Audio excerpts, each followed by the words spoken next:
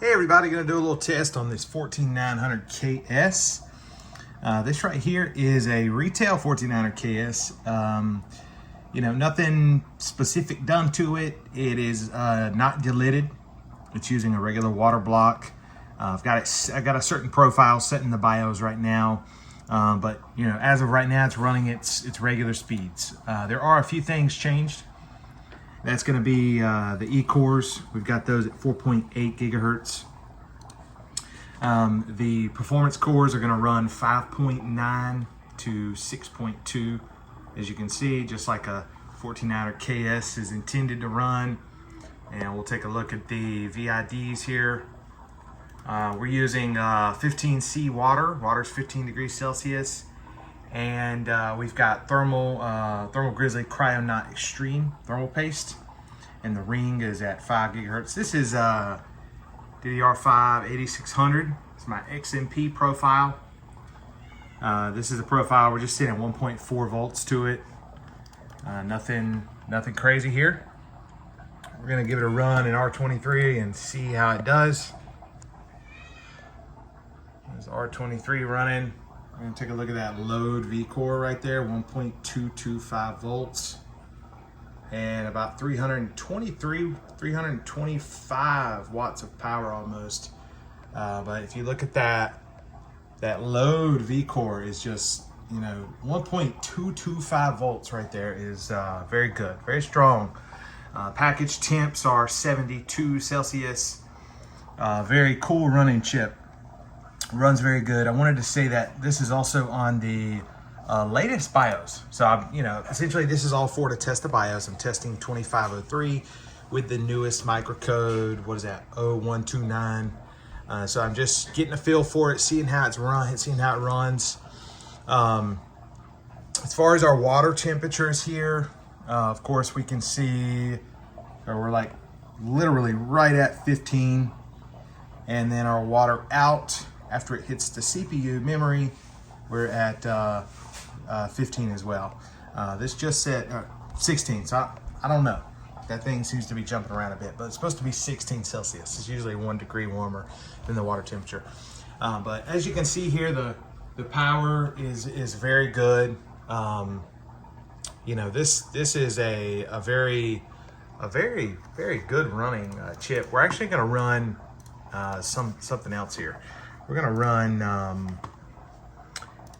Battlefield, and I wanted people to kind of see this CPU power consumption. It's very low, very efficient. Let me enable my monitoring here. This 4090 is nothing groundbreaking. It overclocks decently. It's not that good, but it's okay. So I am doing a frame rate limit of 117, so that's gonna reduce our CPU power. But remember, this is 4K. 120 hertz. And I just want people to see how efficient this is here. Battlefield is pretty power hungry when you first launch this title, but we're gonna launch it and we're gonna see how that CPU power looks.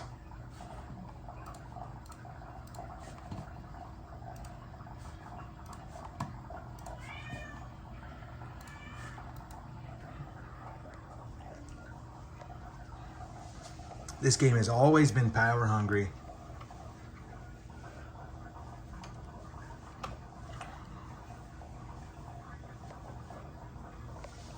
Here, we'll take a look at the CPU power consumption here. You can see the performance cores 5.9 and the E cores are at 4.8. Very low on power. I mean, look at that right there. This thing is very efficient. So we'll jump into a 128 person map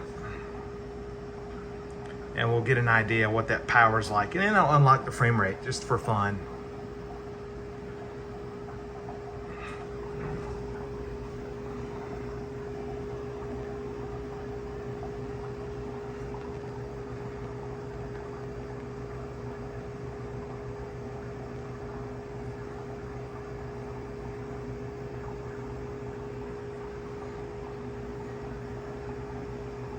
Look at that power consumption.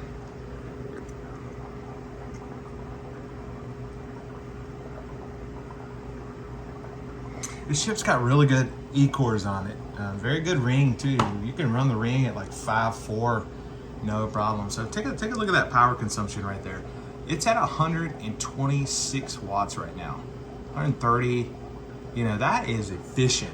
That is very good. Pushing a 4090, 4K, 117 frames per second, right? We're capped at 117 because this is a 120 hertz OLED monitor here. So, you know, if you run it past that, you're gonna start messing with your frame time, right? You know, because of course it's gonna be getting like 200 frames per second. But regardless, this is a very good, like, this is very good for an overclocked 1490 KS. There's no power limits, right? DDR5 8600. We got the P cores at 5.9 and up to 6.2 on 2 cores, and then the efficiency cores at 4.8 gigahertz. But you know, we're gonna go ahead and I love the weapon customization in Battlefield. That's always been one of my favorite areas. Okay, what else do I have here? Nah, we're not gonna use that. All right, so we're gonna go ahead and spawn. I think this guy is in something riding around.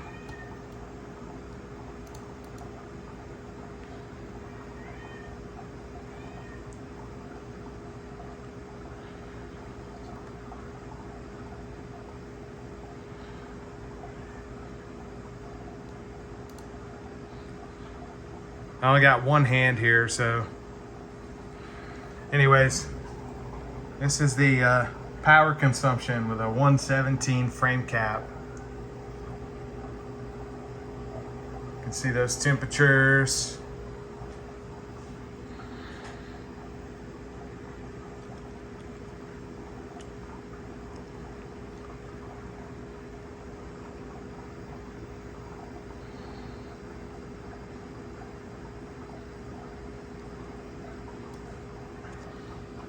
$128 people in here,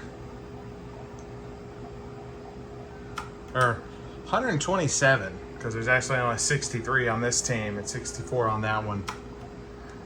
But still, like, it's awesome. It's really awesome. Now we're gonna uncap the frame rate, and let's see how it does once we do that.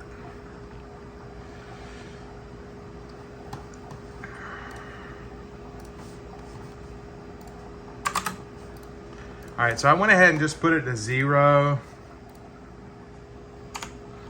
Look at this. We got 146 watts, 150. It's awesome. Like, it's just so cool. It's so efficient. It just amazes me.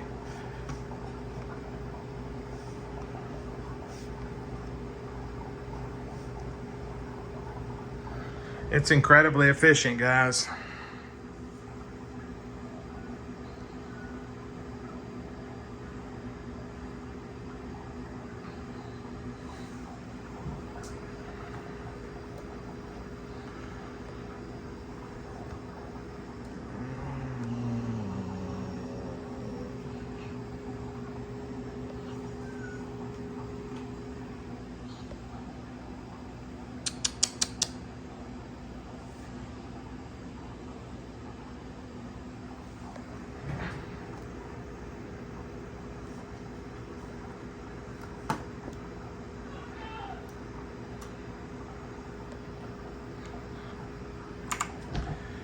All right, so I just wanted to kind of give an example here. That dude nailed me. I only had one hand, but look, there he is. Very efficient, very, very efficient setup here. Very cool, very, very cool. So we're gonna go ahead and exit this.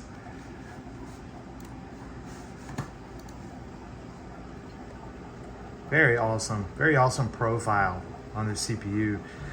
This thing on some DirectEye would be ripping. I'm not gonna delete it though. I'm not gonna do it.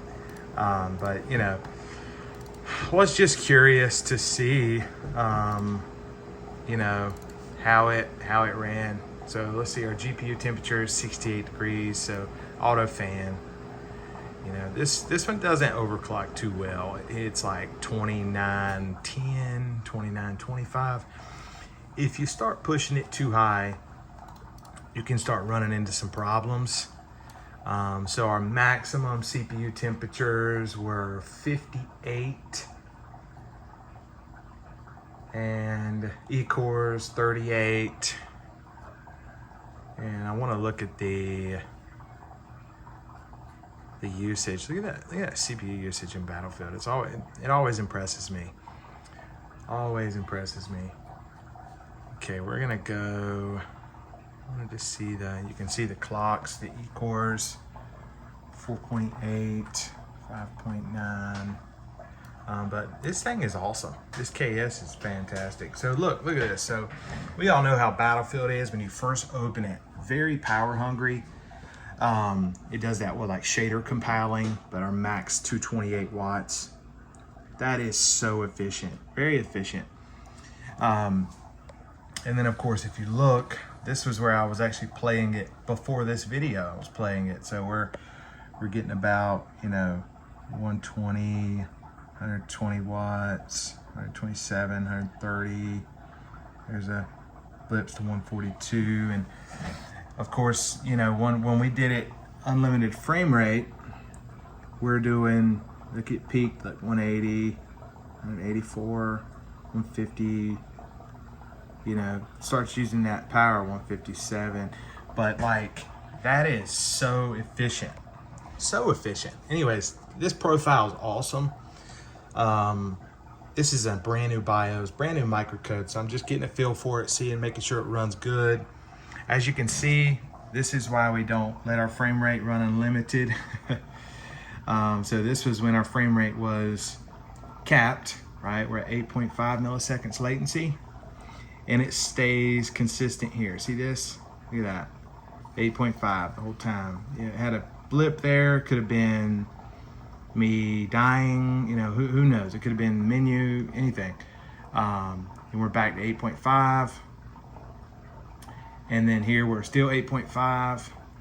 And then once we go to, this is where I minimized. That's actually when the power usage jumped to 180, I minimized it.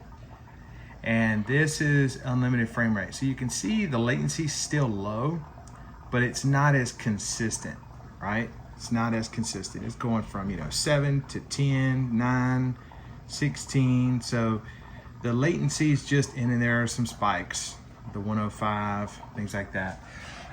This was playing before I started the video, and I was playing it for a good bit, I think from, let's see, 02 to about 20 minutes. So the latency is pretty good. You know, of course, we've got our spikes for when we die. But that's my experience anyways, when I cap the frame rate to, it just helps it. It makes it a little smoother. And just, you know, Battlefield is one of those games. It loves a CPU. It loves fast memory. It loves a powerful graphics card. It's going to use it. But 4K, this thing chews it to pieces. It chews it up. Anyways, I hope you all enjoyed this video. This has been my 14900 KS, and great chip. This is a SP108. This is actually an SP108. Really nice CPU here. Let's restart and let's head to the BIOS for a second.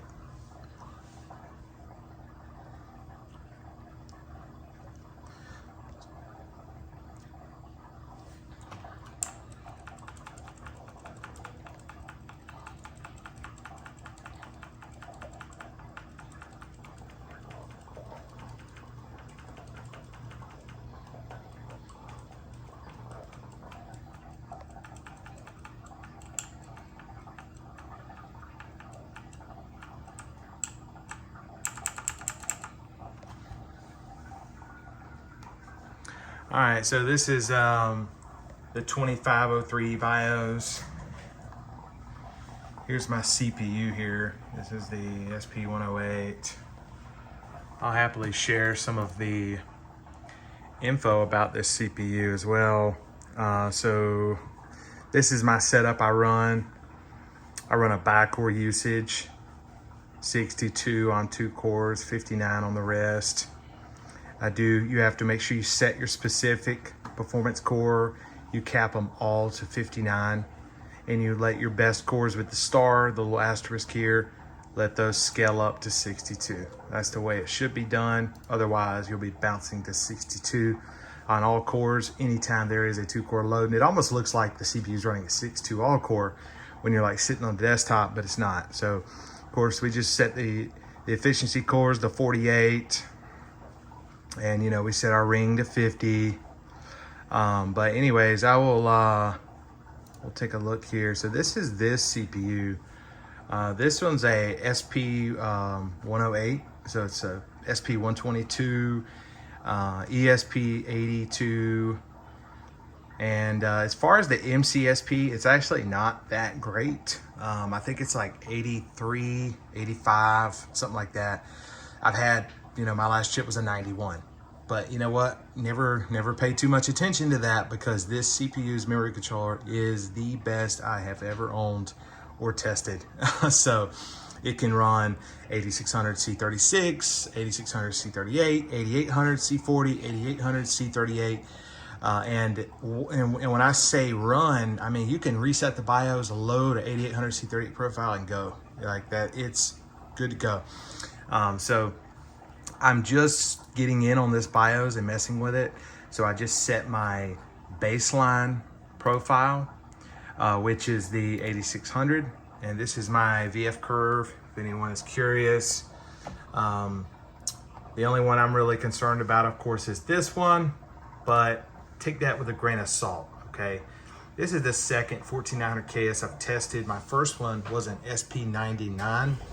And this was like way higher. I mean, it was like 1.43 or 1.44. It was something pretty high. And both of these chips can run 5.9 at 1.19 to 1.208 load voltage, okay? So when you saw me in Windows running Cinebench with a load voltage of 1.225, the reason why it was so high is because my ring is increased. My E cores are increased and things like that. So, you know, it is going to demand more voltage and stuff like that. So keep that in mind. As far as the actual profile, I'm just using my easygoing. This is always my baseline profile that I use until I start memory tuning, because I know this one's stable and I know it works. So 40, 54, 134, nothing crazy. T-Refi's at 131. And that's pretty much how I run this. Now, one thing, you know, specific is, of course, the voltage, right? I'm only running 1.4 volts to my VDD-Q, okay? So keep that in mind. But once I end this video, I'm gonna start kind of pushing that memory up. So we're gonna see how this BIOS does. Now with this CPU, it's not too picky with BIOS like my last chip was. My last CPU, updating your BIOS could make or break it. It could be amazing or it could be terrible. And I always notice that when you're close to your IMC's limits. If your memory controller has room for growth and you're not right up against the edge of its stability, you're not gonna have any problems, right? IVRTX, I always recommend lowering this, you know, as far as these chips seem to love it. Memory controller voltage, I leave that on auto. You don't really need to start messing with this till you start digging into 8800. So that's my experience anyways with this CPU. But anyways, this is what I run. This is a very efficient, very nice profile. So this BIOS so far is looking pretty good. Anyways, hope this video was helpful. This CPU has been a lot of fun, and I've got a lot of hours on this chip. As far as the virtualization technology, I even have these turned on. VDDs turned on. As far as my C states, let's see here. I'm gonna say, here we go. Let's go to CPU configuration. CPU power management. Yep, so with C states, I always have them enabled, and I always disable enhanced C state. So enhanced C state is gonna make it where your CPU will hit that 800 megahertz if it finds any moment where there's no load on a core. So imagine you got 30 cores, right? And you know, every second, you know, 2 to 20 of them aren't under a load. Well, during that moment of no load, it'll blip them down to 800 megahertz. So it's looking for moments to save power and throttle a core. So I always turn that off. The reason why I enable my C states is because I'm going to want to run a balanced power mode and my CPU would downclock, okay? I always like that. All right, so as far as my actual voltages, I'm using auto voltages. So all I'm gonna do is I set my SVID behavior to trained, and I run a LLC 6. I believe this is, yep, so I run a LLC 6. And then of course, you know, under a heavy load, it's gonna drop that voltage, right? Now, these temperatures, these settings, I'm just sharing my settings to share my settings, right? Don't expect anything this, you know, for you to work, this to work for you, right? Just like another CPU, this won't work. If I put a different CPU in this computer, these settings won't work. So every CPU is different, and it's something to keep in mind, right? So this is you know, a chilled system. The water's 15 degrees Celsius. There are 5 pumps running, and you know, there's a 10-gallon tank for the chiller. So this, you know, probably won't work for yours, but it doesn't matter, right? Your setup is your setup. This is my setup. You gotta put that, you know, go and dig and see what your setup may be. May even be better than this. But you can get some really good efficiency out of these 1490 KSs, which is what is so cool about them. Great chips, especially this one. Don't let people fool you and discourage you on the SP rating on these things, okay? The SP99 I was this close to keeping it. Very nice chip. They are binned and tested for very good 5.9 gigahertz or higher performance. So always keep that in mind. I think just about any 1490 KS under the right circumstances is gonna perform very well. The biggest problem we see is people taking these chips and trying to run them with limited cooling. These are some hot rod CPUs. They have to be tamed down no matter what kind of cooling you're on, okay? You gotta make sure you're not just dumping voltage to them. And, you know, set it up to your needs. If you can't cool it, enable some power limits, right? So in this, of course, there's no power limits in place or anything, but, you know, just make sure you're setting your system up properly. And I hope this video was helpful. This is a fun CPU. Anyways, see you all in the next one. Thank you for watching.